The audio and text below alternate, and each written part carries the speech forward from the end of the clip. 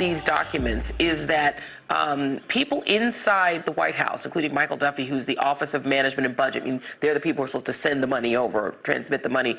They're communicating back and forth, he and other officials, about this withholding of aid. In one case, having a conversation about withholding the aid within 90 minutes of this July 25th phone call. So they understood that they should not be doing this. So, Malcolm, the point here, and I think the reason it's important to bring up Paul Manafort is in prison right now, probably waiting, hoping for a pardon. But what people have to remember is he's not in prison for what we call Russiagate. He's not in prison for anything that wound up in the Mueller report. He worked for this pro-Putin president of Ukraine, the previous president of Ukraine, Mr. Yanukovych, who was a Russian puppet from 2007 through 2012. It's that work that he is actually in prison for. And I want to play for you really quickly. This was Devin Nunes talking about something called the Black Ledger. And for those in the audience who didn't understand what in the world Devin Nunes was talking about, we're going to talk about that on the other side of the break, what that means. Take a listen.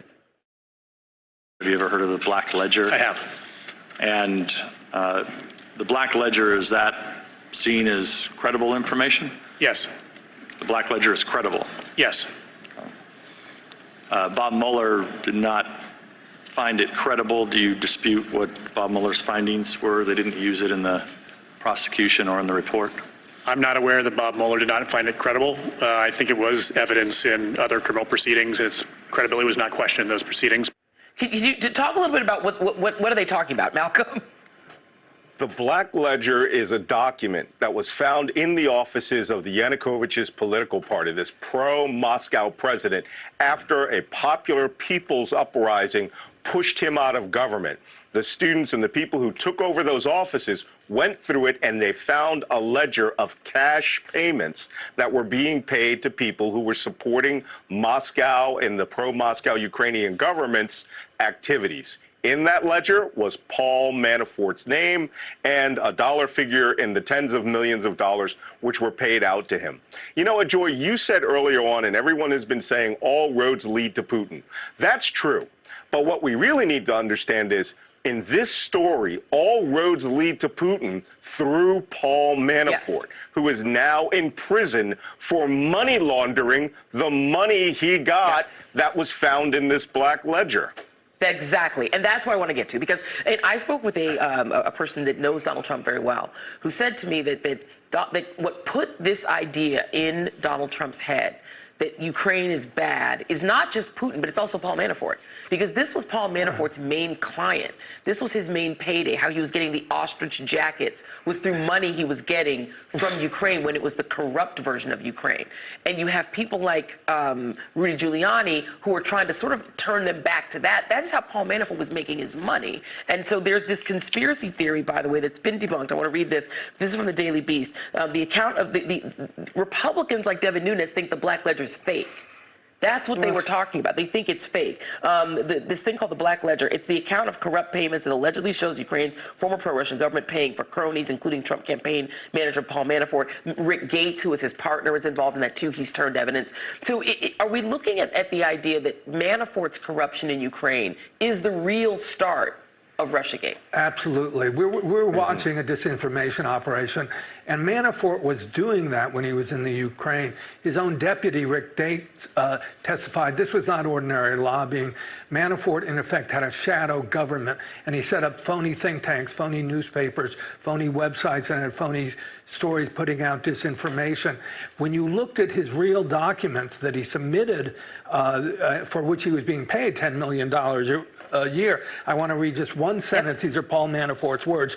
"We are now of the belief that this model can greatly benefit the Putin government." He is working for Vladimir Putin. There's absolutely no question about it. Yeah. And now we see what was a secret disinformation operation becoming an overt one. Yep, absolutely. And so Malcolm, now you have, the fast forward to now, you now have a story in the Washington Post that by holding back support in the first place from Ukraine, by isolating Ukraine, blaming them basically for getting Paul Manafort in trouble, for not being his client anymore, Donald Trump is doing nothing but helping Putin. Then on Friday, the Trump administration demanded that Democrats strip the language out of the new bill A must-pass bill. He wants the language out. Trump administration officials in recent days threatened a presidential veto that could have led to a government shutdown if House Democrats refused to drop language requiring prompt release of future military aid for Ukraine, that if it was not left out of the spending legislation. Next thing.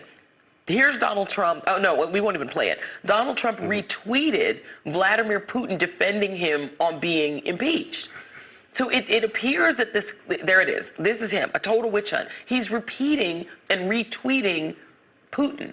So what we have thought of as a duo, Malcolm, since you and I have been talking about this for 3 years, actually the three of us have been talking about this forever. I know. Is really a trio in a lot of ways. It's Trump, Putin, and Manafort. Yes. And this is, first off, we got to stop using the word conspiracy theory because there's a lot of people out there that like to frame us as pushing a fake narrative.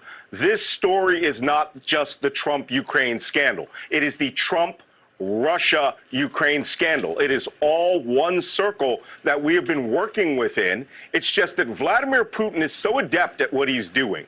When he saw Paul Manafort going down, even as Trump's campaign advisor, he knew that he now had his claws into Trump.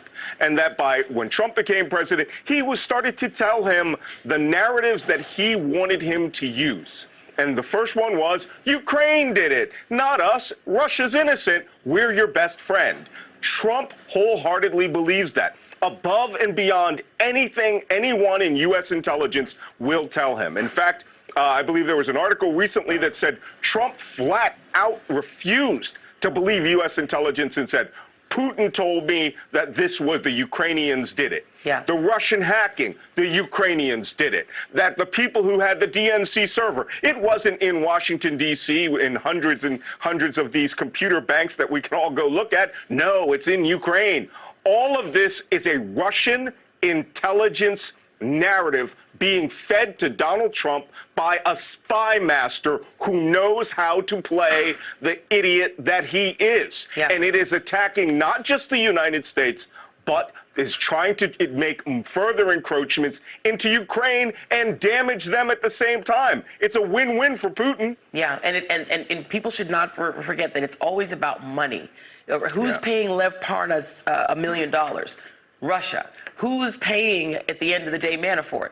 Russia. This is where they're making their money, guys. This is literally a very simple scandal. It's about these guys, these people around Donald Trump having a client, Putin, and then also Trump. It's just a weird thing. Craig Unger, thank you for joining us. Malcolm Nance. Stick around because we've got more. And up next, we're going to take a closer look at the U.S. military in the age of Trump and what U.S. troops really think of him.